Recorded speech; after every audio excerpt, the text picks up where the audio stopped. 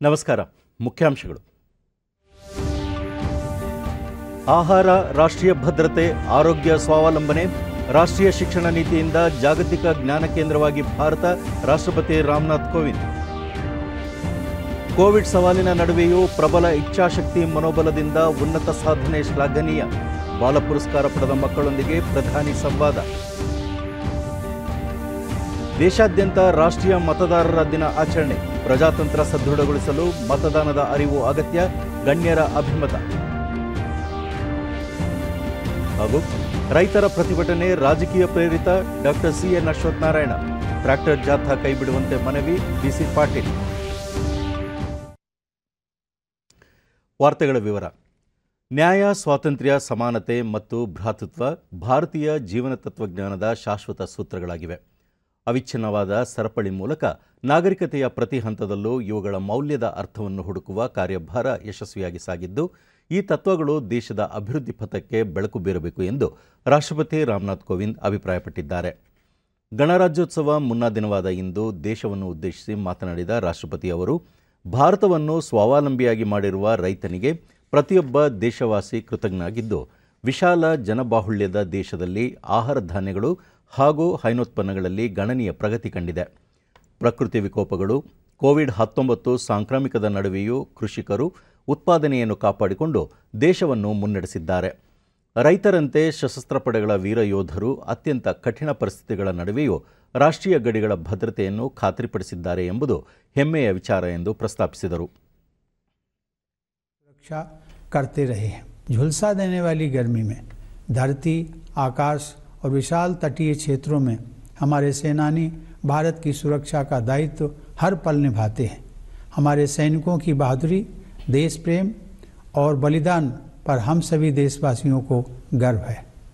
देश में इस महामारी पर काबू पाने में तथा विकसित देशों की तुलना में मृत्यु दर को सीमित रख पाने में भी हमारे वैज्ञानिकों ने डॉक्टरों, प्रशासन तथा अन्य लोगों के साथ मिलकर अमूल्य योगदान दिया है।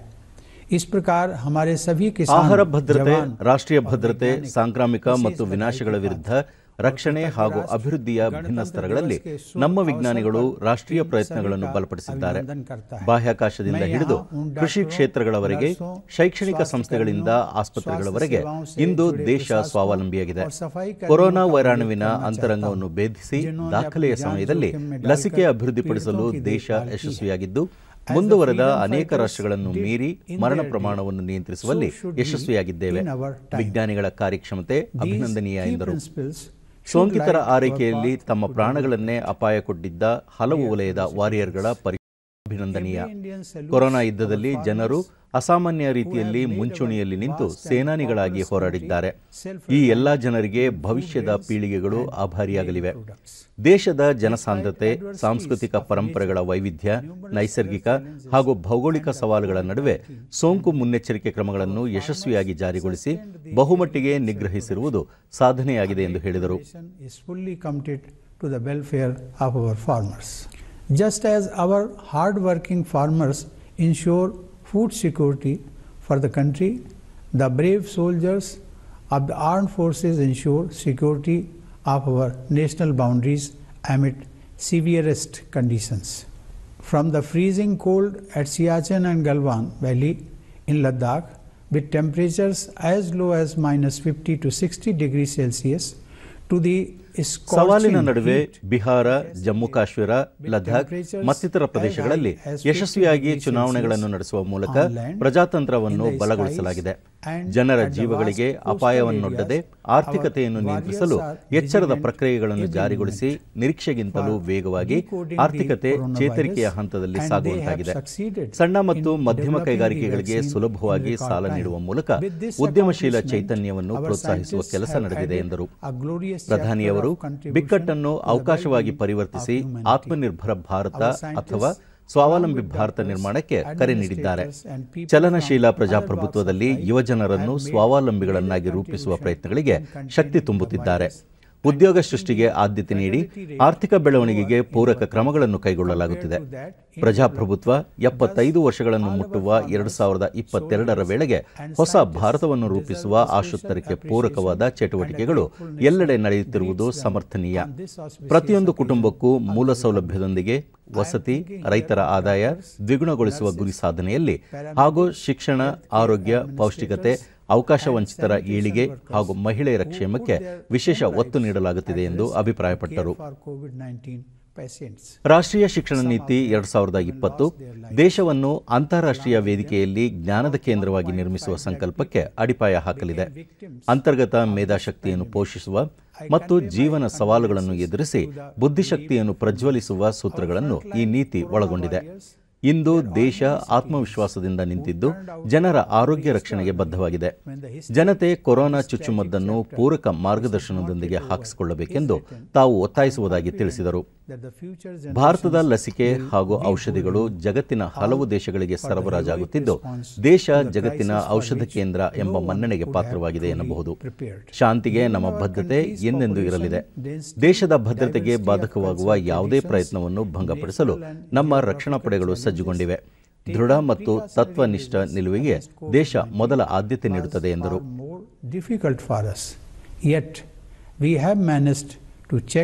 The spread of the virus to a large extent.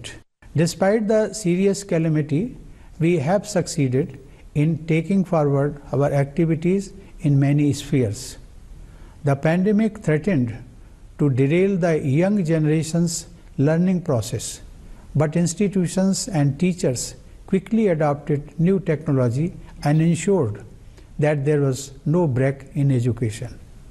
By conducting not only free and fair but also safe elections in Bihar, which has high population density, and in union territories of Jammu and Kashmir and Ladakh, with difficulties of access and other challenges, our democracy and the Election Commission have accomplished remarkable feats. The judiciary found help in technology and continued to function and dispense justice. The list is long. In order to open up the economy without risking the lives of the Bharat ಮುನ್ನಡೆಯುತ್ತಿದ್ದು ಜಾಗತಿಕವಾಗಿ ಪ್ರಭಾವ ಹೆಚ್ಚಿದೆ. ವಿಶ್ವಸಂಸ್ಥೆಯ ಭದ್ರತಾ ಮಂಡಳಿಯನ್ನು ಶಾಶ್ವತವಲ್ಲದ ಸದಸ್ಯ ರಾಷ್ಟ್ರವಾಗಿ ಭಾರತ ಪ್ರವೇಶಿಸಿರುವುದಕ್ಕೆ ಅಂತಾರಾಷ್ಟ್ರೀಯ ಸಮುದಾಯದಿಂದ ವಿಶ್ವಾಸಾರ್ಹ ಬೆಂಬಲ ವ್ಯಕ್ತವಾಗಿದೆ ಎಂಬುದು ಹೆಮ್ಮೆಯ ವಿಷಯ ಎಂದು ಪ್ರಸ್ತಾಪಿಸಿದರು. ಸಾಂವಿಧಾನಿಕ ಮಂತ್ರಗಳನ್ನು ಮತ್ತೆ ಮತ್ತೆ ಜಪಿಸುವುದು ಅಗತ್ಯವಾಗಿದ್ದು ಸಾಮಾಜಿಕ ಸಮಾನತೆಯನ್ನು ಖಾತರಿಗೊಳಿಸುವುದು ಪ್ರಮುಖ ಉದ್ದೇಶವಾಗಬೇಕು. ಭ್ರಾತೃತ್ವ ನಮ್ಮ ನೈತಿಕ ದಿಕ್ಸೂಚಿಯಾಗಬೇಕು. 1948ರ ನವೆಂಬರ್ 4ರಂದು ಡಾಕ್ಟರ್ BR ಅಂಬೇಡ್ಕರ್ ಅವರು ಸಂವಿಧಾನ ರಚನಾ ಸಭೆಯಲ್ಲಿ ಸಂವಿಧಾನದ ಕರಡನ್ನು ಮಂಡಿಸುವಾಗ ಪ್ರಸ್ತಾಪಿಸಿದ ಸಾಂವಿಧಾನಿಕ ನೈತಿಕತೆ ಪರಿಕಲ್ಪನೆಯ ಹಾದಿಯಲ್ಲಿ ನಾವೆಲ್ಲರೂ ಮುನ್ನಡೆಯಬೇಕಿದೆ ಎಂಬ ಆಶಯ ವ್ಯಕ್ತಪಡಿಸಿದರು. अखंड आत्मभाव जो असीम विश्व में भरे वही मनुष्य है कि जो मनुष्य के लिए मरे. As we are supplying medicines and other health care items to several countries to alleviate people's suffering and contain the pandemic across the globe. Now we also provide vaccines to other countries. Dear fellow citizens, the past year was a time of adversity and it came from many fronts. We faced an expansionist move on our borders, but our valiant soldiers foiled it. To achieve this objective, 20 of them had to lay down their lives. The nation shall remain grateful to those brave soldiers. Though we reiterate our commitment to peace, our defense forces, Army, Air Force and Navy are adequately mobilized in a well-coordinated move to thwart any attempt to undermine our security. We must make all efforts to wipe tears from every eye. Equality is the watchword for the great project of our republic. Social equality warrants dignity for each one of us. Villagers, women, weaker sections of our society, namely scheduled castes and scheduled tribes, Divyangjan and the elderly people, which Baba Sahib Dr. Bhim Rao Ambedkar mentioned in his speech to the Constituent Assembly on November 4, 1948, while presenting the draft of the Constitution. He clarified that constitutional morality means supremacy of the values enshrined in the Constitution. ಗಣರಾಜ್ಯೋತ್ಸವ ಹಿನ್ನೆಲೆ ಕೇಂದ್ರ ಸರ್ಕಾರ ವೀರ ಯೋಧರಿಗೆ ನೀಡುವ ವಿಶೇಷ ಪುರಸ್ಕಾರಗಳನ್ನು ಪ್ರಕಟಿಸಿದೆ. ಹುತಾತ್ಮ kernel Santosh Babu ಅವರಿಗೆ ಮರಣೋತ್ತರವಾಗಿ ಮಹಾವೀರ ಚಕ್ರ ಪುರಸ್ಕಾರ ಪ್ರಕಟಿಸಲಾಗಿದೆ. ಗಲ್ವಾನ್ ಕಣಿವೆಯಲ್ಲಿ ಚೈನಾ ಸೈನಿಕರೊಂದಿಗೆ ನಡೆದ ಗುಂಡಿನ ಚಕಮಕಿಯಲ್ಲಿ ಅವರು ಹುತಾತ್ಮರಾಗಿದ್ದರು. ರಾಷ್ಟ್ರೀಯ ಬಾಲ ಪುರಸ್ಕಾರ ಪಡೆದ ವಿವಿಧ ಕ್ಷೇತ್ರಗಳ ಸಾಧಕ ಮಕ್ಕಳೊಂದಿಗೆ ಪ್ರಧಾನಿ ನರೇಂದ್ರ ಮೋದಿ ವಿಡಿಯೋ ಕಾನ್ಫರೆನ್ಸ್ ಮೂಲಕ ಇಂದು ಸಂವಾದ ನಡೆಸಿದರು. ಕಲೆ, ಸಂಸ್ಕೃತಿ, ಕ್ರೀಡಾ ಕ್ಷೇತ್ರಗಳಲ್ಲಿನ ಅಸಾಧಾರಣ ಸಾಧನೆ ಸೇರಿದಂತೆ ಸಾಮಾಜಿಕ ಸೇವೆ, ಶೌರ್ಯ ಹಾಗೂ ಸಾಹಸ ಪ್ರದರ್ಶಿಸಿದ ವಿವಿಧ ರಾಜ್ಯಗಳ ಮಕ್ಕಳಿಗೆ 2021ನೇ ಸಾಲಿನ ಈ ಪುರಸ್ಕಾರ ಪ್ರದಾನ ಮಾಡಲಾಯಿತು. ಕೇಂದ್ರ ಮಹಿಳಾ ಮತ್ತು ಮಕ್ಕಳ ಅಭಿವೃದ್ಧಿ ಖಾತೆ ಸಚಿವೆ ಸ್ಮೃತಿ ಇರಾನಿ ಈ ಸಂದರ್ಭದಲ್ಲಿ ಉಪಸ್ಥಿತರಿದ್ದರು. ಈ ಬಾರಿ ಕಲೆ ಮತ್ತು ಸಂಸ್ಕೃತಿ ವಿಭಾಗದಿಂದ 7, ಹೊಸ ಆವಿಷ್ಕಾರ ಕ್ಷೇತ್ರದಿಂದ 9, ವಿದ್ವತ್ಪೂರ್ಣ ಸಾಧನೆಗಾಗಿ 5 ಪ್ರಶಸ್ತಿ ನೀಡಲಾಗಿದೆ. ಉಳಿದಂತೆ ಕ್ರೀಡಾ ಕ್ಷೇತ್ರದಲ್ಲಿನ ಸಾಧನೆಗಾಗಿ 7 ಮಕ್ಕಳು, ಧೈರ್ಯ ಸಾಹಸ ಪ್ರದರ್ಶಿಸಿದ 3 ಹಾಗೂ ಸಾಮಾಜಿಕ ಸೇವಾ ಕ್ಷೇತ್ರದಿಂದ 1 ರಾಷ್ಟ್ರೀಯ ಬಾಲ ಪುರಸ್ಕಾರ ಪ್ರಶಸ್ತಿಗೆ ಭಾಜನರಾಗಿದ್ದಾರೆ. ರಾಜ್ಯದ ಪೈಕಿ ಬೆಂಗಳೂರಿನ 10 ವರ್ಷದ ಬಾಲಕ ವೀರ್ ಕಶ್ಯಪ್ ಹಾಗೂ ದಕ್ಷಿಣ ಕನ್ನಡ ಜಿಲ್ಲೆಯ 15 ವರ್ಷದ ಕೆ ರಾಕೇಶ್ ಕೃಷ್ಣ ಬಾಲ ಪುರಸ್ಕಾರಕ್ಕೆ ಆಯ್ಕೆಯಾಗಿರುವ 2 ಕನ್ನಡಿಗರಾಗಿದ್ದಾರೆ.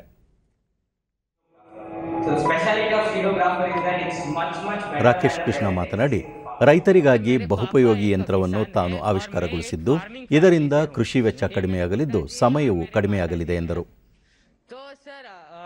मैं देखता था कि जो एक फार्मिंग एग्जिस्टिंग प्रैक्टिस में बहुत सारे प्रॉब्लम्स थे, तो कुछ तो करना था और मेरे मन था कि मैं जो किसान है, हमारे राष्ट्रीय अन्नदाता हैं, उनको कुछ कंट्रीब्यूट करो.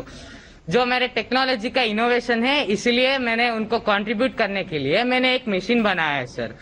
तो ऑलरेडी जो एग्जिस्टिंग प्रैक्टिस है उनसे 50% से भी ज्यादा प्रॉफिटेबल मेरे मशीन है सर. ये साइकिल ऐसे ही ಪ್ರಧಾನಿ ನರೇಂದ್ರ ಮೋದಿ ಮಕ್ಕಳನ್ನುದ್ದೇಶಿಸಿ, ಕೊರೋನಾ ಸಾಂಕ್ರಾಮಿಕ ವೇಳೆಯೂ ಮಕ್ಕಳು ಇಚ್ಛಾಶಕ್ತಿ ಮತ್ತು ಮನೋಬಲದಿಂದ ಅತ್ಯದ್ಭುತ ಸಾಧನೆಗಳನ್ನು ಮಾಡುವುದು ಪ್ರಶಂಸನೀಯ. ಕೋವಿಡ್ ಸಮಯವನ್ನು ಮಕ್ಕಳು ಅವಕಾಶವನ್ನಾಗಿ ಬಳಸಿಕೊಂಡಿದ್ದಾರೆ. ಪ್ರಶಸ್ತಿ ಪುರಸ್ಕೃತ ಮಕ್ಕಳು ಇತರ ಮಕ್ಕಳಿಗೂ ಸ್ಫೂರ್ತಿಯಾಗಿದ್ದಾರೆ. ಭವಿಷ್ಯದಲ್ಲಿ ಉನ್ನತ ಸ್ಥಾನಗಳಿಗೆ ಏರಲು ಹಾಗೂ ಮತ್ತಷ್ಟು ಮಾಡಲು ಇದು ಆರಂಭದ ಹೆಜ್ಜೆಯಾಗಿದೆ ಎಂದರು. ವಿವಿಧ ಕ್ಷೇತ್ರಗಳಲ್ಲಿ ಸಾಧನೆ ಮಾಡಲು ಮಕ್ಕಳು ಉತ್ತಮ ಆರೋಗ್ಯ ಹೊಂದಿರಬೇಕಾಗಿರುವುದು ಅಗತ್ಯವಾಗಿದೆ ಎಂದರು. ಮಕ್ಕಳ ಈ ವಿಶಿಷ್ಟ ಪ್ರತಿಭೆ ಮತ್ತು ಸಾಧನೆ ಅನೇಕ ಜನರಿಗೆ ಸ್ಫೂರ್ತಿಯಾಗಿದೆ. ದೇಶಕ್ಕಾಗಿ ನಾವು ಕೆಲಸ ಮಾಡಿದಾಗ ನಮ್ಮ ಆಲೋಚನೆಗಳು ವಿಸ್ತೀರ್ಣಗೊಳ್ಳುತ್ತವೆ ಎಂದು ಪ್ರಧಾನಿ ಹೇಳಿದರು. आपको ध्यान रखना है कि वाहवाही आपके एक्शन की वजह से है, आपके कर्म के कारण है, आपके कमिटमेंट के कारण है. वाहवाही में भटक कर अगर एक्शन रुक गए या आप उससे ही डिस्कनेक्ट हो गए तो यही वाहवाही आपके लिए बाधा बन सकती है. अभी तो आगे जीवन में आपको और भी बड़ी सफलताएं हासिल करनी है. और एक मैं सुझाव देना चाहूंगा, आप जरूर कुछ न कुछ पढ़ते होंगे,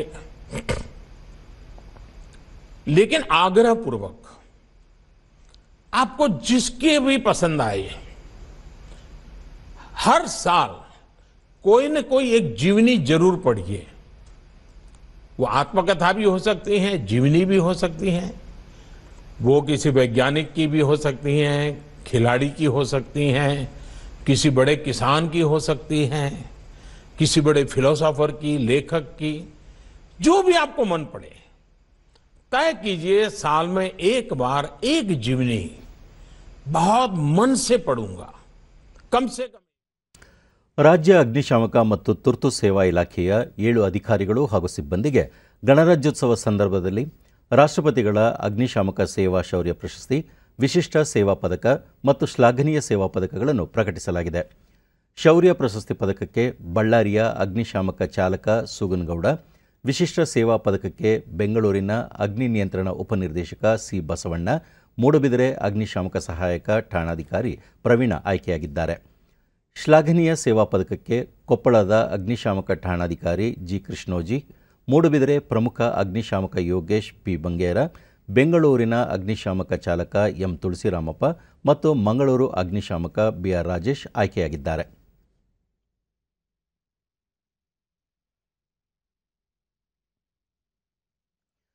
ಎಪ್ಪತ್ತೆರಡನೇ ಗಣರಾಜ್ಯೋತ್ಸವ ಅಂಗವಾಗಿ ನಾಳೆ ರಾಷ್ಟ್ರ ರಾಜಧಾನಿ ದೆಹಲಿಯ ರಾಜ್ಪಥ್ನಲ್ಲಿ ದೇಶದ ಸಾಂಸ್ಕೃತಿಕ ವೈವಿಧ್ಯತೆ, ಕಲಾ ಪ್ರಕಾರಗಳು, ಸೇನಾ ಸಾಮರ್ಥ್ಯ ಪ್ರದರ್ಶನಗೊಳ್ಳಲಿದೆ.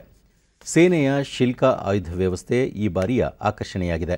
ಮೊದಲ ಬಾರಿಗೆ ಗಣರಾಜ್ಯೋತ್ಸವ ಪರೇಡ್ನಲ್ಲಿ ಪ್ರದರ್ಶನಗೊಳ್ಳುತ್ತಿರುವ ಇದು ವಿಮಾನ ನಿಗ್ರಹ ವ್ಯವಸ್ಥೆಯಾಗಿದೆ. ಶಿಲ್ಕ ಅಲ್ಲದೆ ಬ್ರಹ್ಮೋಸ್ ಕ್ಷಿಪಣಿ, T-20, T-72 ಯುದ್ಧ ವಿಮಾನಗಳು, ಪಿನಾಕಲ್, ರಾಕೆಟ್, ಉಡಾವಣಾ ವಾಹಕ ಈ ಬಾರಿಯ ಪ್ರಮುಖ ಆಕರ್ಷಣೆಯಾಗಿವೆ.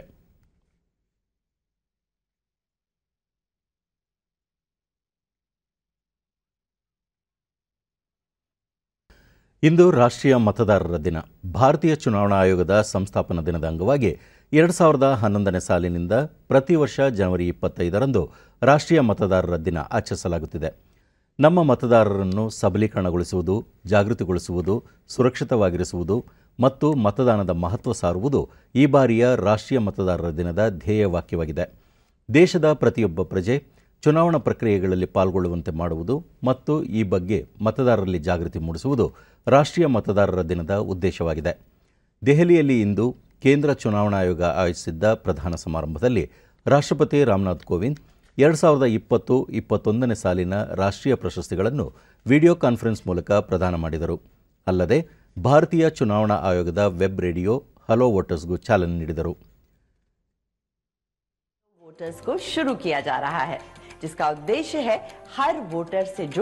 ಇದೇ ವೇಳೆ ಕೇಂದ್ರ ಕಾನೂನು ಮತ್ತು ನ್ಯಾಯ ಸಚಿವ ರವಿಶಂಕರ್ ಪ್ರಸಾದ್ ಈ ಎಪಿಕ್ ಕಾರ್ಯಕ್ರಮವನ್ನು ಉದ್ಘಾಟಿಸಿದರು. ಯುವ ಮತದಾರರಿಗೆ ಡಿಜಿಟಲ್ ಆವೃತ್ತಿ ಅಂದರೆ ಈ ಗುರುತಿನ ಚೀಟಿಯನ್ನು ವಿತರಿಸಿದರು. रेडियो हेलो वोटर्स, हर वोट है जरूरी। रेडियो हेलो वोटर्स, हर वोट है जरूरी। So Devi's Maha Tyohar, the biggest festival of democracy celebrated across the nation, cutting through the barriers of gender, caste, creed and religion. और अब अगली पुस्तक चलो करें मतदान। देवी सजनों, ये एक कॉमिक बुक है जिसका उद्देश्य बहुत ही मज़ेदार और सोचे समझे तरीके से मतदाताओं को शिक्षित करना है।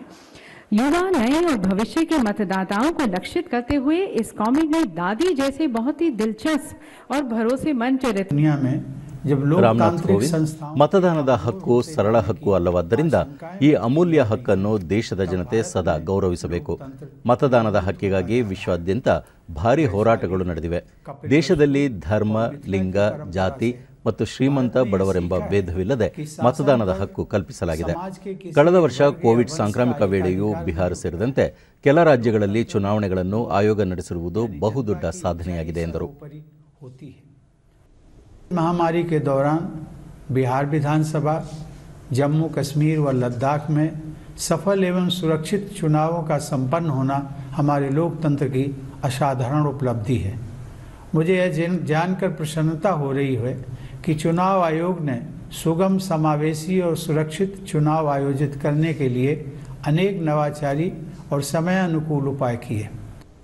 प्रक्रिया के सफल संचालन से प्रेरित होकर विश्व के अनेक देशों ने हमारी चुनाव प्रणाली का अध्ययन करने में रुचि दिखाई है। अपनी ज्ञान संपदा को साझा करने की हमारी परंपरा के अनुरूप भारत निर्वाचन आयोग ने सितंबर 2020 में आयोजित अंतर्राष्ट्रीय वेबिनार में 106 देशों तथा 16 सहभागी संगठनों के साथ अपने अनुभव साझा किए। विश्व भर में लोकतंत्र को मजबूती देने के ऐसे ही सराहनीय प्रयासों को देखते हुए सितंबर 2020 में भारत के मुख्य चुनाव आयुक्त को association of world election bodies का अध्यक्ष बनाया गया। राष्ट्रीय मतदान ರವಿಶಂಕರ್ ಪ್ರಸಾದ್, ಸ್ವಾತಂತ್ರ್ಯ ನಂತರ ದೇಶದಲ್ಲಿ ಪ್ರಜಾಪ್ರಭುತ್ವ ಬಲಿಷ್ಠವಾಗಿ ಬೆಳೆಯುತ್ತಾ ಬಂದಿದೆ. ಚುನಾವಣಾ ಆಯೋಗ ಮತದಾನವನ್ನು ಪಾರದರ್ಶಕವಾಗಿ ನಡೆಸಿಕೊಂಡು ಬರುತ್ತಿದೆ. ನೀತಿ ಸಂಹಿತೆಯನ್ನು ಜಾರಿಗೊಳಿಸುವುದರ ಮೂಲಕ ಚುನಾವಣೆಗಳು ನಿಷ್ಪಕ್ಷಪಾತವಾಗಿ ಮತ್ತು ಪಾರದರ್ಶಕವಾಗಿ ನಡೆಯುವಂತಾಗಿವೆ ಎಂದರು. ತಂತ್ರಜ್ಞಾನದಿಂದ ಚುನಾವಣಾ ಮತ್ತು ಮತದಾನದ ಪ್ರಕ್ರಿಯೆಗಳು ಸುಗಮವಾಗಿ ಮತ್ತು ಪಾರದರ್ಶಕವಾಗಿ ನಡೆಯಲು ಸಹಕಾರಿಯಾಗಿದೆ. ಚುನಾವಣಾ ಆಯೋಗ ವಿದ್ಯುನ್ಮಾನ ಮತಯಂತ್ರ ಮತ್ತು ಇ-ಎಪಿಕ್ನಂತಹ ಡಿಜಿಟಲ್ ಉಪಕ್ರಮಗಳನ್ನು ಅಳವಡಿಸಿಕೊಂಡಿರುವುದು ಪ್ರಶಂಸನೀಯ ಎಂದರು. They were great leaders of extraordinary caliber. As Shri Sunil Arora ji rightly reflected, see the challenging times in 1950. India has been partitioned, millions killed, millions uprooted, yet they had the courage of conviction to declare firmly that no voter was excluded from the electoral roll. ಬೆಂಗಳೂರಿನ ರವೀಂದ್ರ ಕಲಾಕ್ಷೇತ್ರದಲ್ಲಿಂದು 11ನೇ ರಾಷ್ಟ್ರೀಯ ಮತದಾರರ ದಿನವನ್ನು ಆಚರಿಸಲಾಯಿತು. ಕಾರ್ಯಕ್ರಮದಲ್ಲಿ ರಾಜ್ಯ ಮುಖ್ಯ ಚುನಾವಣಾಧಿಕಾರಿ doctor Sanjeev Kumar, BBMP ಮುಖ್ಯ ಆಯುಕ್ತ ಎಸ್ ಮಂಜುನಾಥ್ ಪ್ರಸಾದ್, ಮುಖ್ಯ ಕಾರ್ಯದರ್ಶಿ ಪಿ ರವಿಕುಮಾರ್ ಮತ್ತಿತರರು ಉಪಸ್ಥಿತರಿದ್ದರು. ಮತದಾರರನ್ನು ಅಧಿಕಾರಯುಕ್ತ ಮತ್ತು ಜಾಗರೂಕರನ್ನಾಗಿಸುವ ಬಗ್ಗೆ ಪ್ರತಿಜ್ಞೆ ಕೈಗೊಳ್ಳಲಾಯಿತು. ಹೊಸದಾಗಿ ಮತದಾರ ಪಟ್ಟಿಗೆ ಸೇರಿರುವ ವಿಶೇಷಚೇತನರಿಗೆ ಮತದಾರರ ಗುರುತಿನ ಚೀಟಿ ವಿತರಿಸಲಾಯಿತು.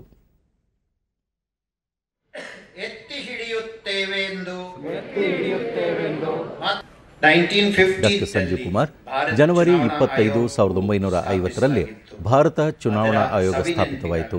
ಅದರ ನೆನಪಿಗಾಗಿ 2011ರಿಂದ ಪ್ರತಿ ವರ್ಷ ಜನವರಿ 25ರಂದು ಭಾರತ ಚುನಾವಣಾ ಆಯೋಗ ರಾಷ್ಟ್ರೀಯ ಮತದಾರರ ದಿನಾಚರಣೆಯನ್ನು ಆಚರಿಸಲು ಆರಂಭಿಸಿತು ಎಂದರು. ಭಾರತ ಚುನಾವಣಾ ಆಯೋಗದ ರಾಷ್ಟ್ರೀಯ ಮತದಾರರ ದಿನಾಚರಣೆಯನ್ನು ಮತದಾರಗಳಲ್ಲಿ ಚುನಾವಣೆಯ ಬಗ್ಗೆ, ಅದರ ಮಹತ್ವದ ಬಗ್ಗೆ ಅರಿವು ಮೂಡಿಸಲು ಆಚರಿಸುತ್ತಿದ್ದೀವಿ.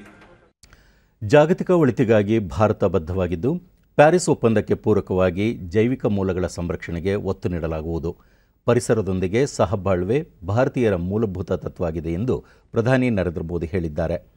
ಜಲವಾಯು ರೂಪಾಂತರ ಸಮಾವೇಶವನ್ನು ಉದ್ದೇಶಿಸಿ ಜಾಗತಿಕ ಹವಾಮಾನ ನಿಯಂತ್ರಣಕ್ಕೆ ಭಾರತದ ಸಹಕಾರವಿದ್ದು, ಅಂತಾರಾಷ್ಟ್ರೀಯ ಸೌರಶಕ್ತಿ ಒಪ್ಪಂದಕ್ಕೆ ಬದ್ಧವಾಗಿದೆ. ದೇಶದಲ್ಲಿ ಎಲ್ಇಡಿ ಬಲ್ಬ್ಗಳ ಬಳಕೆ ಉತ್ತೇಜನದಿಂದ ವಾರ್ಷಿಕ 38 ಮಿಲಿಯನ್ ಟನ್ ಇಂಗಾಲದ ಡೈಆಕ್ಸೈಡ್ ವಾತಾವರಣ ಸೇರುವುದನ್ನು ತಡೆಗಟ್ಟಲಾಗಿದೆ ಎಂದು ತಿಳಿಸಿದರು. We have promised ourselves that we will not just meet our Paris Agreement targets, but exceed them. We will not just... Ramanagara ಜಿಲ್ಲೆಯ ಬಿಡದಿಯಲ್ಲಿ ನಿರ್ಮಾಣವಾಗುತ್ತಿರುವ ಮಾದರಿ ಸಮುದಾಯ ಆರೋಗ್ಯ ಕೇಂದ್ರಕ್ಕೆ ಉಪಮುಖ್ಯಮಂತ್ರಿ ಡಾಕ್ಟರ್ ಸಿಎನ್ ಅಶ್ವತ್ಥನಾರಾಯಣ ಇಂದು ಚಾಲನೆ ನೀಡಿದರು. ಬಳಿಕ ಸುದ್ದಿಗಾರರೊಂದಿಗೆ ರೈತರ ಕಲ್ಯಾಣಕ್ಕಾಗಿ ರೂಪಿಸಿರುವ ಕೃಷಿ ಕಾಯ್ದೆಗಳ ವಿರುದ್ಧ ಪ್ರತಿಪಕ್ಷಗಳು ರೈತರನ್ನು ದಿಕ್ಕು ತಪ್ಪಿಸಿ ರಾಜಕೀಯ ಲಾಭ ಪಡೆಯುತ್ತಿವೆ. ರೈತರ ಏಳಿಗೆ ಸಹಿಸದೆ ಕಾಯ್ದೆಗಳನ್ನು ಟೀಕಿಸಲಾಗುತ್ತಿದೆ. ಎಪಿಎಂಸಿಗೆ ಮಾತ್ರ ಸೀಮಿತವಾಗಿದ್ದ ಮಾರುಕಟ್ಟೆ ಇದೀಗ ವಿಸ್ತರಣೆಯಾಗಲಿದ್ದು, ರೈತರು ಮುಕ್ತವಾಗಿ ತಮ್ಮ ಉತ್ಪನ್ನಗಳನ್ನು ಮಾರಾಟ ಮಾಡುವ ಅವಕಾಶ ದೊರೆಯಲಿದೆ. ಕೇಂದ್ರ, ರಾಜ್ಯ ಸರ್ಕಾರಗಳ ಜನಪರ ನಿಲುವುಗಳ ಬಗ್ಗೆ ಅಪಪ್ರಚಾರ ನಡೆಸಿ ರೈತರನ್ನು ಪ್ರತಿಭಟನೆಗೆ ಇಳಿಯುವಂತೆ ಪ್ರೇರೇಪಿಸಲಾಗುತ್ತಿದೆ ಎಂದು ಅವರು ಆರೋಪಿಸಿದರು. ಕಾನೂನು ಮಾಡಿರುವಂಥದ್ದು ಎಪಿಎಂಸಿ ಅಲ್ಲದೆ, ಎಪಿಎಂಸಿ ಏನೊಂದು ಎಲ್ಲ ಕಡೆ ವಿಸ್ತರಣೆಗೆ ಅದಕ್ಕೆ ಅಧಿಕಾರ ಇತ್ತು, ಅದು ಮಾರ್ಕೆಟಿಗೆ ಮಾತ್ರ ಸೀಮಿತಗೊಳಿಸಿರುವಂಥದ್ದಿದೆ. ಬೇರೆ ಬೇರೆಯವರು ಈ ಒಂದು ರೈತರ ಬೆಳೆಗಳನ್ನು ಕೊಂಡ್ಕೊಳ್ಳಿಕ್ಕೆ ಅವಕಾಶ ಮಾಡಿಕೊಟ್ಟಿರುವಂಥದ್ದಿದೆ. ಹಾಗಾಗಿ ರೈತರ ಪೂರಕವಾಗಿದೆ, ವ್ಯಾಲ್ಯೂ ಎಡಿಷನ್, ಪ್ರೊಸೆಸಿಂಗ್ ಮಾಡುವಂಥದ್ದು.